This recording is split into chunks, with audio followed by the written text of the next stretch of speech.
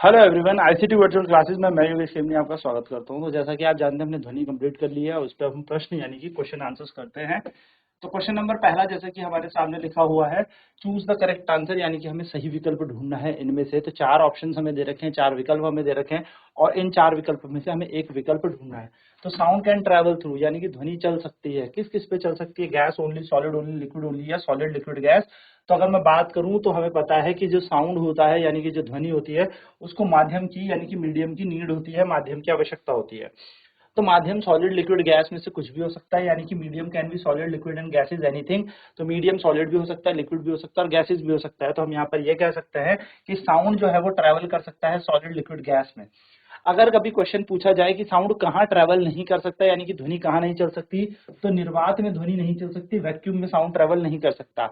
ना वैक्यूम क्या होता है? तो वैक्यूम एक ऐसी जगह होती है, एक ऐसा स्पेस होता है where there is no medium present, either it is solid liquid और गैस।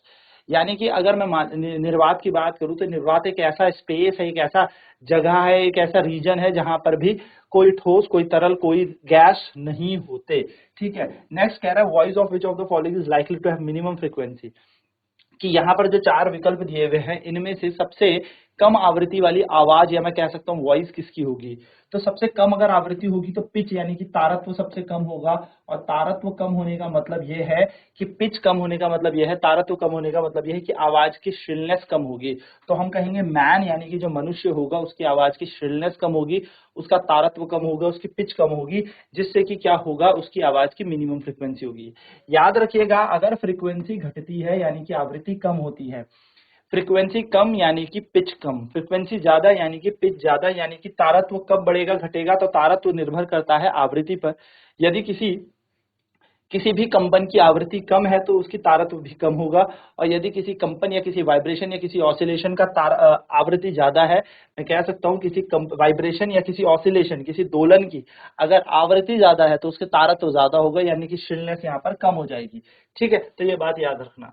चलिए नेक्स्ट क्वेश्चन की तरफ बढ़ते हैं। तो नेक्स्ट क्वेश्चन कह रहा है, write T for true and F for false, यानी कि टी का मतलब है सत्य और एफ का मतलब है असत्य। ये हमें यहाँ पर लगाना है। तो sound cannot travel in vacuum, जो ध्वनि है वो निर्वात में नहीं चल सकती। तो यही कथन हमने पढ़ा था कि वैक्यूम एक ऐसा स्पेस होता है या वैक्यूम एक ऐसी जगह हो गई जहां पर कोई मीडियम प्रेजेंट नहीं होता। तो साउंड कभी भी वैक्यूम में ट्रैवल नहीं करता। बिल्कुल ट्रू ऑप्शन है, एकदम सही बात है, ट्रू है। ऐसा क्यों है ट्रू? क्योंकि वैक्यूम क्या है, एक ऐसा मीडियम, वैक्यूम का मतलब क्या है, एक ऐसी जगह है, एक ऐसा स्थान है जहां पर भी, या एक ऐसा माध्यम है जहां पर कोई भी, आप कह सकते हो, solid particle, liquid particle, gas particle present नहीं होता। तो साउंड कभी भी ट्रैवल नहीं करता वैक्यूम में। ठीक है। नेक्स्ट क्या है, द नंबर ऑफ ऑसिलेशन पर second of a vibrating object is called its time period. यानी कि जो नंबर ऑफ ऑसिलेशन है, यानी कि एक सेकंड में कितने बार दोलन हो रहे हैं, एक सेकंड में दोलन होने की संख्या को हम समय काल कहते हैं। तो ऑप्शन बिल्कुल गलत है, फॉल्स है, क्योंकि नंबर ऑफ ऑसिलेशन को हम फ्रीक्वेंसी कहते हैं, आवृत्ति कहते हैं, ना कि समय। अगर यहाँ पर ये लिखा होता ना, द नंबर ऑफ ऑसिलेशन की जगह the time taken by one complete oscillation, एक दोलन को पूरा होने में जो समय लगता है उसको समय काल कहते हैं, तो ये सही बात थी। नेक्स्ट कह रहा है, if the amplitude of vibration is large, यानी यदि किसी एम्पलीट्यूड, वाइब्रेशन का एम्पलीट्यूड लार्ज होता है, यानी कि किसी कंपन का अगर आयाम ज्यादा होता है तो साउंड फीबल होगी। तो आयाम पर निर्भर करती है हमारी इंटेंसिटी, यानी कि लाउडनेस जो होती है वो, अगर एम्पलीट्यूड बढ़ेगा तो लाउडनेस बढ़ेगी। और यहाँ फीबल लिखा है, फीबल का मतलब होता है दुर्बल यानी कि कमजोर ध्वनि। तो ये भी ऑप्शन हमारा गलत हो गया।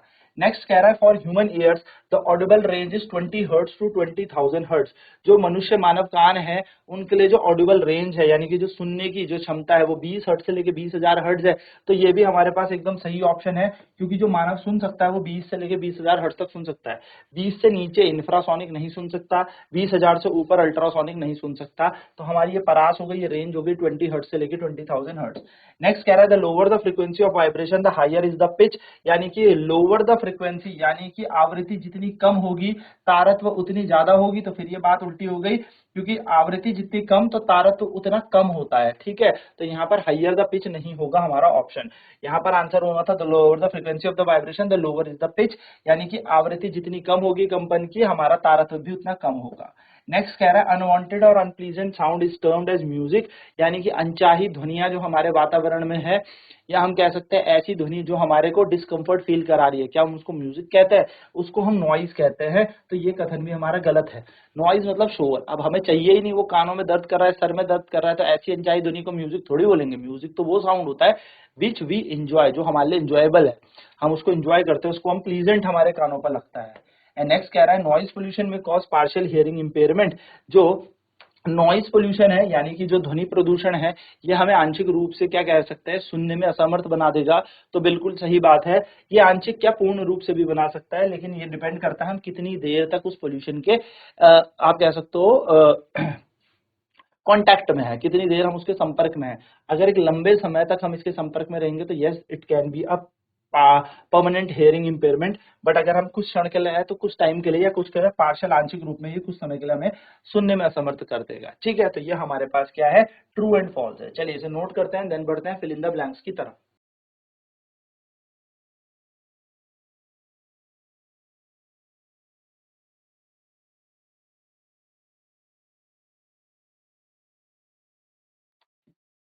नेक्स्ट है fill in the blanks with suitable words. अब हमें क्या करना है, रिक्त स्थान बनना है, जो जो सही वर्ड्स होंगे हमारे उस अनुसार हमें रिक्त स्थान बनना है। तो time taken by an object to complete one oscillation, एक कंप्लीट ऑसिलेशन यानी कि एक कंप्लीट दोलन होने में जो समय लगता है उसको हम क्या कहते हैं। So time taken by an object to complete one oscillation, एक कंप्लीट ऑसिलेशन होने में जो समय लगता है उसको हम टाइम पीरियड कहते हैं। टाइम पीरियड, ठीक है, उसको हम टाइम पीरियड कहते हैं।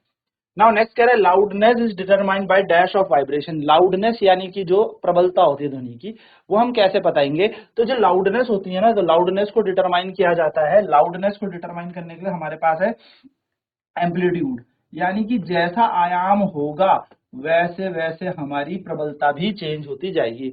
तो एम्पलीट्यूड हमारे पास यहाँ पर इसका राइट आंसर होगा, यानी कि आयाम। तो आयाम के बढ़ाने से प्रबलता बढ़ जाती है, आयाम के घटाने से प्रबलता घट जाती है, तो एम्पलीट्यूड।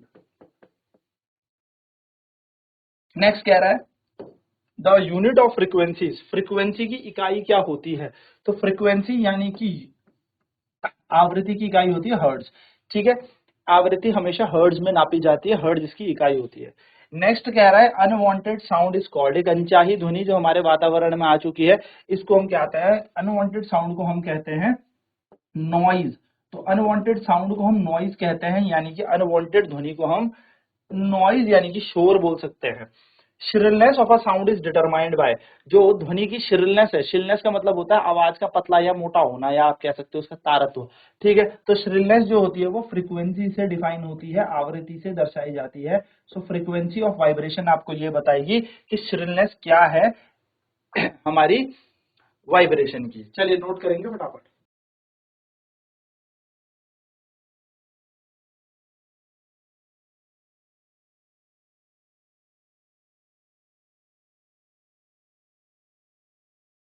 तो है एक पेंडुलम ऑसिलेट करता है 40 टाइम 4 सेकंड में, यानी कि 40 बार ऑसिलेट कर रहा है 4 सेकंड में। आपसे बोला है find its time period and frequency. तो 40 बार 4 सेकंड में, यानी कि यहाँ लिखेंगे हम 40 टाइम्स 4 सेकंड में। तो एक बारी में कितनी बार, एक बारी में होगा कितना सेकंड, 4/40, यानी कि इसको सॉल्व करेंगे तो 1/10 यानी कि 0.1 सेकंड। तो हम कह सकते हैं कि एक टाइम करेगा 0.1 सेकंड में। ठीक है, तो एक बार 0.1 सेकंड में हो जाएगा। तो पेंडुलम ऑसिलेट करता है 40 टाइम्स 4 सेकंड में, इसका टाइम पीरियड क्या होगा फ्रीक्वेंसी का, तो टाइम पीरियड हमने निकाल लिया यहाँ पर इसका 0.1 सेकंड। अब हमसे पूछा नेक्स्ट फ्रीक्वेंसी, तो फ्रीक्वेंसी का मतलब होता है एक सेकंड में कितनी बार। तो जब 40 बार 4 सेकंड में, तो एक सेकंड में होगा 40/4 बारी में। तो हम यहाँ पर क्या कर देंगे, इसको डिवाइड कर देंगे, यानी कि 10, यानी कि एक सेकंड में हो जाएगा ये 10 बारी, 10 टाइम। तो 10 टाइम यानी कि एक सेकंड में कितनी बार, 10, तो 10 इसकी फ्रीक्वेंसी हो जाएगी, यानी कि इसकी फ्रीक्वेंसी हो जाएगी 10 हर्ट्ज। तो इस तरीके से आप इस क्वेश्चन को सॉल्व कर सकते हो इजीली। चलिए फटाफट नोट करेंगे इसको, बढ़ते हैं नेक्स्ट क्वेश्चन की तरफ।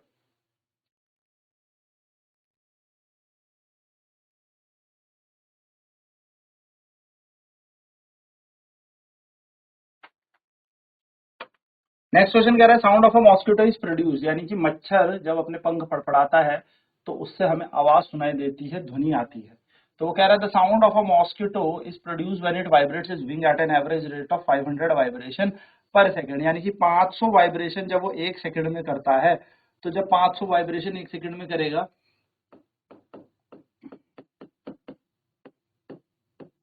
एक सेकंड में, तो जब 500 वाइब्रेशन एक सेकंड में कर रहा है तो what is the time period of vibration, हमसे समय पूछा है। तो एक वाइब्रेशन कितनी देर में करेगा, तो एक वाइब्रेशन करेगा 1/500। 1/500 को अगर हम एक को डिवाइड करें 500 से तो पॉइंट लगा के 0 0 लगा के और 0 0 लगा के और 0 2 1000 है ना। तो ये आ जाएगा हमारे पास, टाइम आ जाएगा हमारे पास 0.002 सेकंड। तो ये हमारे पास क्या आ जाएगा, समय आ जाएगा। तो समय कितना है हमारे पास, टाइम से पूछा है 0.002 सेकेंड हमारा टाइम आ जाएगा, ये हमारा समय। एक वाइब्रेशन जितनी देर में होती है उसको हम क्या कहते हैं, टाइम पीरियड कहते हैं। नेक्स्ट कह रहा है identify the part which vibrate to produce the sound in the following instrument, यानी कि निम्न में से हमारे पास ढोलक, सितार, फ्लूट हमें यहाँ पर दे रखा है और बोला इनमें से कौन कौन से जो ये यंत्र है इनमें कौन कौन सा वाइब्रेटिंग पार्ट है। वाइब्रेटिंग पार्ट मतलब इनमें से किस पे हम बीट करते हैं, जो वाइब्रेट करता है, कंपन करता है, देन इट प्रोड्यूसेस साउंड। तो ढोलक की बात करें तो ढोलक में होती है मेम्ब्रेन, है ना, ढोलक में मेम्ब्रेन होती है। सितार में होती है हमारे पास स्ट्रिंग, और फ्लूट की अगर मैं बात करूं तो फ्लूट में होती है हमारे पास एयर कॉलम। तो ये हमारे पास तीन डिफरेंट चीजें हैं। जैसे ढोलक, तो ढोलक में हमारे पास पूरी क्या होती है, एक स्ट्रिंग होती है ना, एक मेम्ब्रेन होती है जिसको मारते हैं हम लोग। तो उस मेम्ब्रेन को, स्ट्रेस्ड मेम्ब्रेन को जब हम बीट करेंगे, चाहे ढोलक में बात करें चाहे तबले की बात करें, तो it start vibrating and produces sound. तो वो वाइब्रेट करना शुरू करती है एंड क्या करती है, ध्वनि को उत्पन्न करती है। सितार की बात करें तो सितार में स्ट्रिंग होती है, तार खींचनी होती है। जब आप तार प्लग इन करेंगे तो आपको क्या सुनने में आएगी, आवाज सुनने में आएगी। For the same time flute, बांसुरी में एयर कॉलम हमारा होता है कि जब भी एयर कॉलम हमारा क्या हो, जो वो होते हैं ना छेद होते हैं उसमें छोटे छोटे बनाए हुए, तो उन एयर कॉलम में हम क्या करते हैं, प्रेस करते हैं अपनी फिंगर्स से and then it produces sound. तो फ्लूट में हमारे पास ऐसे वाइब्रेशन या कंपन उत्पन्न होती है। चलिए नोट कर लेते हैं फटाफट से।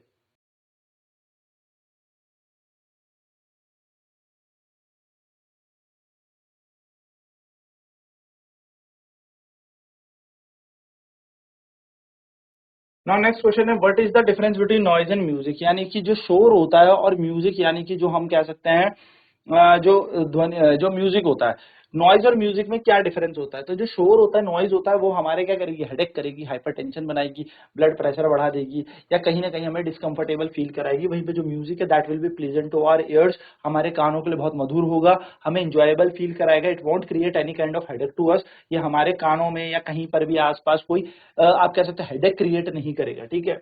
सो music and noise are different quantities, दोनों की दोनों बातें तो अलग अलग है, but there is a very hair line, आप कह सकते हो डिफरेंस बिटवीन देम, बहुत ही बारीक बाल बराबर इन दोनों के बीच का अंतर है कि sometimes noise become music and sometimes music become noise. कई बार जो नॉइज होता है वो म्यूजिक बन जाता है और कई बार जो म्यूजिक है वो नॉइज बन जाता है। अब कारण क्या है, इसको समझ में भी आता है। जो चीज मुझे नॉइज लग रही है हो सकता है वो दूसरे को म्यूजिक लग रही है। फॉर एन एग्जाम्पल, कोई गाना किसी ने बहुत तेज बजाया है, अब मैंने अपना सर पकड़ लिया कि बहुत तेज हेडेक मुझे हो रहा है with that sound, but for the same time the person is enjoy, वो डांस कर रहा है उस गाने में, है ना। तो वो मेरे लिए तो हेडेक है भाई, बिल्कुल मेरे लिए वो नॉइज है, बट द सेम उस पर्सन के लिए the same music which he is playing, वो उसके लिए क्या बन चुका है, वो उसके लिए म्यूजिक है।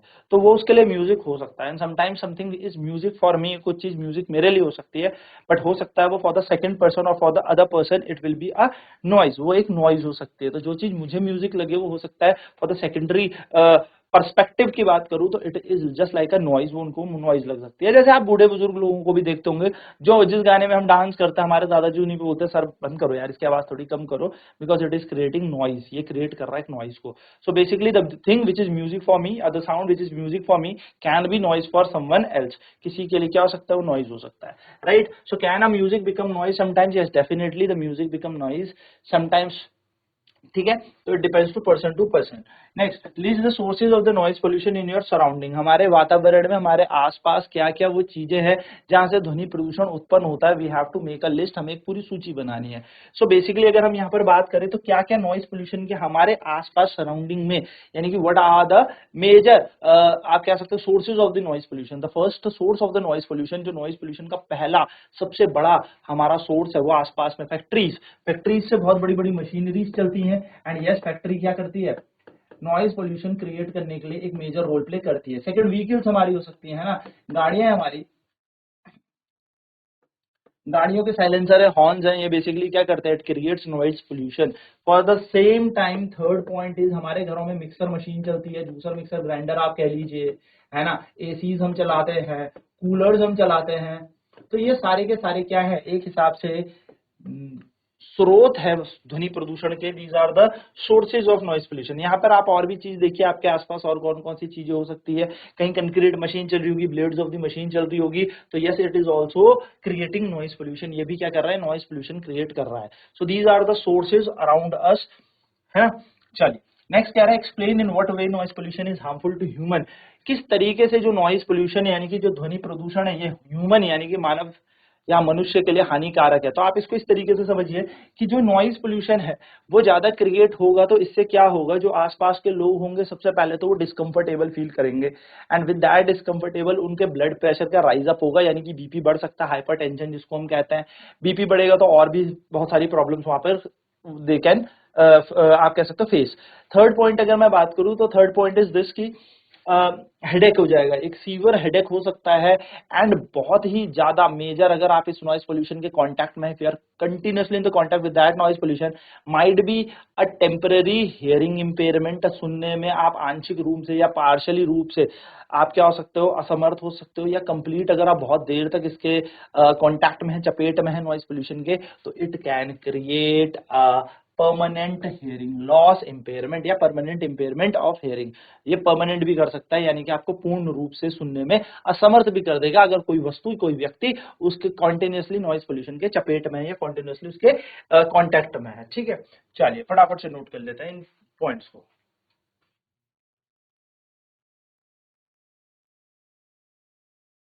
सो हमारे आसपास कौन कौन से सोर्सेज है, जैसे फैक्ट्रीज है, फैक्ट्रीज में बड़ी बड़ी मशीनरीज चलती है, उनसे बहुत ज्यादा आवाज आती है, that creates noise pollution. Vehicles होती है, व्हीकल के जो आवाज होती है, या मैं कह सकता हूँ हॉर्न्स, तो हॉर्न से भी बेसिकली क्या होता है, नॉइज पोल्यूशन क्रिएट होता है। Juicer mixer grinder, mixer machines, whatever the things we are seeing, जो भी मशीन हम देख रहे हैं उनसे भी नॉइज पोल्यूशन क्रिएट हो सकता है। AC and coolers are also responsible for the noise pollution. AC cooler से भी कहीं ना कहीं इनकी ध्वनि से भी हम क्या कर सकते हैं, ध्वनि प्रदूषण को जोड़ सकते हैं। So these are the questions, मतलब ये क्वेश्चन थे इस चैप्टर के। अब नेक्स्ट क्लास में नया चैप्टर शुरू करेंगे, तो आज की क्लास में इतना ही। आईसीटी वर्चुअल क्लासेस में जुड़ने के लिए धन्यवाद। आपका दिन शुभ।